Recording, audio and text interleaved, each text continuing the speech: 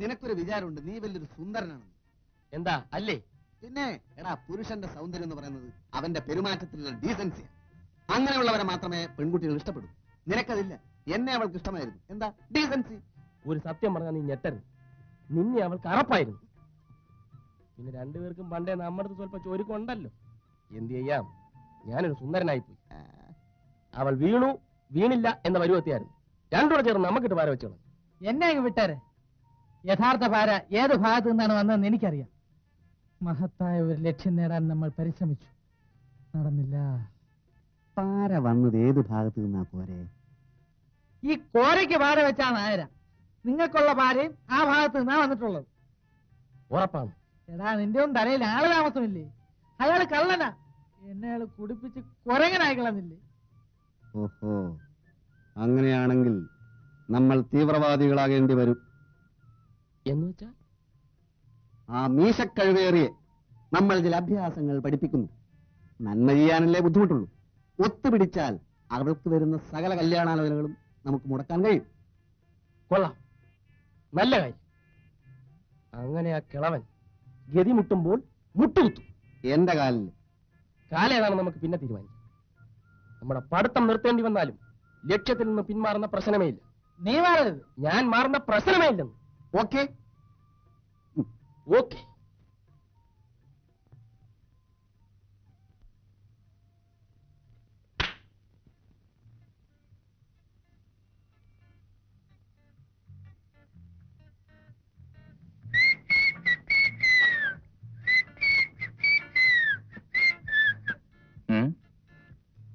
എന്താ എല്ലാരും ചുരുണ്ടുകൂടി കിടക്കുന്നത്? ആർക്കും ജോലിക്കൊന്നും പോണ്ടേ? ഞാൻ വിട്ട്. ഞാനും വിട്ടേ.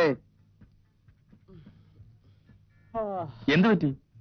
ഒത്തിരി ചെളി പറ്റി. എന്തിനാ കുഴിയണെന്ന്? അപ്പം തന്നാ പോരെ? അറിയാതെ ചോദിച്ചു പോയതാ, ക്ഷമിച്ചുകളാ. ചേടാ,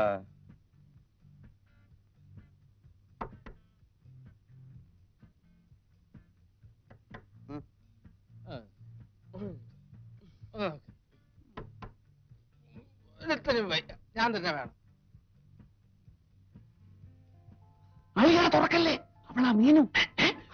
അവളെ ഇങ്ങോട്ട് വന്നത് എനിക്കെങ്ങനെ അറിയാം? ഒന്നാമത് ചമ്മി നാറിയിരിക്കുക. ഈ നമ്മളെ മൂന്നിനെ ഒന്നിച്ച് കണ്ടു കഴിഞ്ഞാൽ ആ കൂടി ചളവാകും. അതോട് കളിക്കും.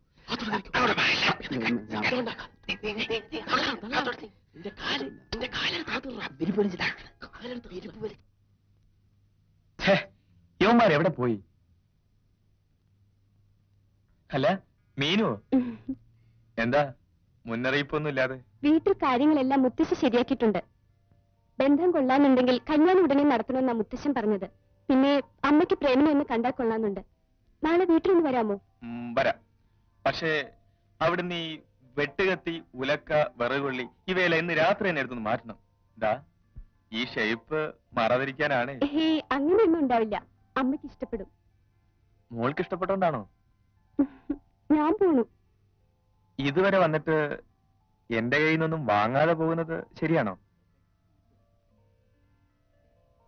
അതിപ്പോ വേണ്ട, ഞാൻ പിന്നെ വാങ്ങിച്ചോളാവേ. എന്നാ ശരി, നാളെ വരണേ. ഓക്കെ.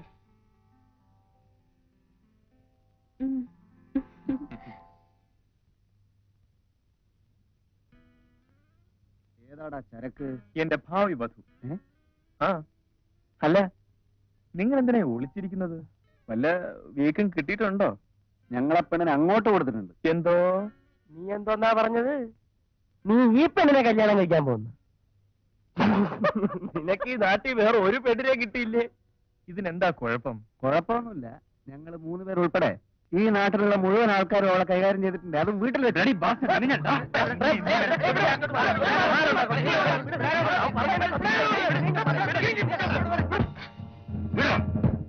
മീനിനെ കുറിച്ച് എന്തെങ്കിലും പറഞ്ഞാൽ കൊന്നുപോയി ഞാൻ. നീ എന്തിനാ ചൂടാവുന്നത്? നിനക്ക് വിശ്വാസമില്ലെങ്കിൽ വേണ്ട. നീ ഞങ്ങളുടെ കൂട്ടുകാരന്. നിന്റെ ഭാര്യ എന്ന് പറഞ്ഞു കഴിഞ്ഞാൽ അത് ഞങ്ങളുടെ പെങ്ങള. ഒരു പെങ്ങളെ പറ്റി ആങ്ങളമാർ അനാവശ്യം പറയൂ? തെളിവ് സേവം തരാം, എന്നിട്ട് വിശ്വസിച്ചാ മതി. അവളുടെ വീട്ടിലൊരു തന്തയുണ്ട്. അയാളാണ് ഇവളുടെ മാമ. പിന്നെ ചെവി കേട്ടുകൂടാത്ത ഒരു അപ്പൂപ്പൻ. എല്ലാം അറിയാം, ഒന്നും അറിയാത്ത പോലെ ഇരിക്കും. പിന്നെ തള്ള. അവരും പഴയ ഒരു കേസായിരുന്നു. അത്യാവശ്യത്തിന് വേണമെങ്കിൽ ഇപ്പോഴും കിട്ടും. പിന്നെ ഒരു ഗുസ്തിക്കാരനുണ്ട്, അയാളും പൊടി ഡാപ്പറ. ഇങ്ങനെയുള്ള സ്ഥലമാകുമ്പോ ഈ ഇത്തിരി തടിമെടുക്കോളാൻ വേണമല്ലോ, അതിന് നിർത്തിയിരിക്കുക. ഏതായാലും നാളെ നീ അവളുടെ വീട്ടിൽ പോകണം. അവിടുത്തെ ഓരോ മുറിയും ഓരോ മൂലയും എങ്ങനെ ഇരിക്കുമെന്ന് ഞങ്ങൾ പറഞ്ഞത്. അവളുടെ ബെഡ്റൂം, ബാത്റൂം, അവൾ കിടക്കുന്ന കിടക്കവിരിയുടെ നിറം എന്താണെന്ന് വരെ ഞങ്ങൾ പറഞ്ഞുതരാം. നീ പോയി നോക്കിയിട്ട് ശരിയാണെങ്കിൽ മാത്രം ഞങ്ങൾ വിശ്വസിച്ചാൽ മതി. ആ നിമിഷം ഞങ്ങൾ ഇവിടെ നിന്ന് ഇറങ്ങിത്തരാം.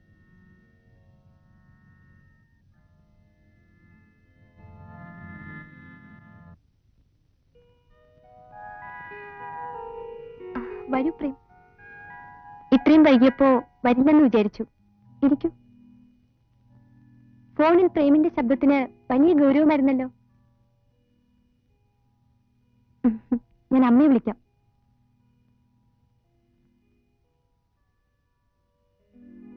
ഹാളിൽ കടന്നാൽ ഉടനെ കാണുന്നത് 2 നിലവിളക്കുകൾക്കിടയിൽ ഒരു പിച്ചള തട്ടിൽ വെച്ചിരിക്കുന്ന ദേവി വിഗ്രഹമാണ്. ഹാളിൽ നിന്ന് തന്നെ മുകളിലേക്ക് കയറിപ്പോകാവുന്ന ഒരു കോണിപ്പടിയുണ്ട്. ചുവന്ന settee, oval shaped mirror,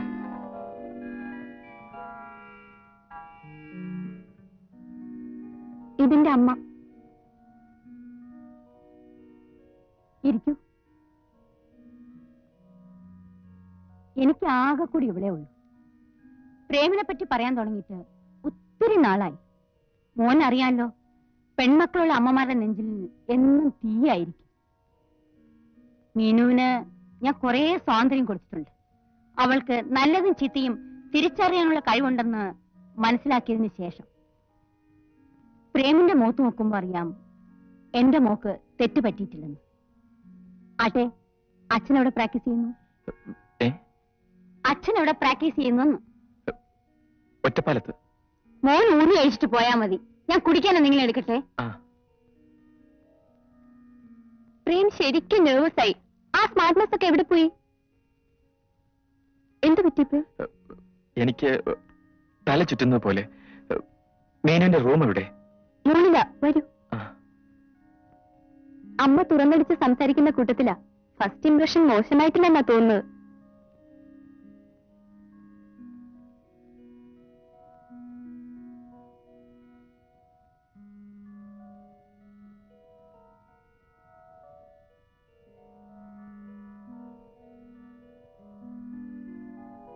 electric ശരവാന്തൻ,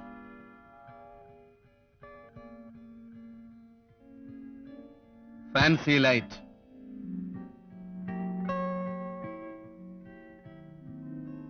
പച്ച ടെലിഫോൺ,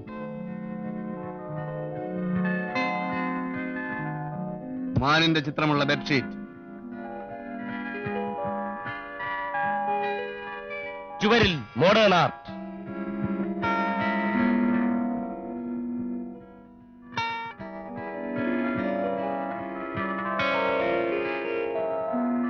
മുറിയുടെ വലതുവശത്ത് ബാത്റൂം. കിടന്നോളൂ. ടൈഗർ ബാം ഉണ്ടോ നോക്കട്ടെ. പ്രേം, എന്ത് പറ്റി പ്രേം? നിൽക്കൂ പ്രേം. തുടരുന്നത്.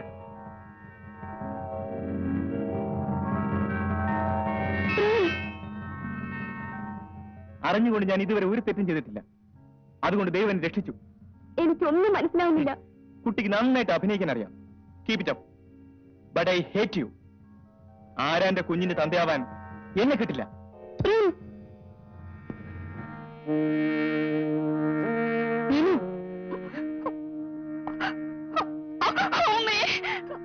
മോളെ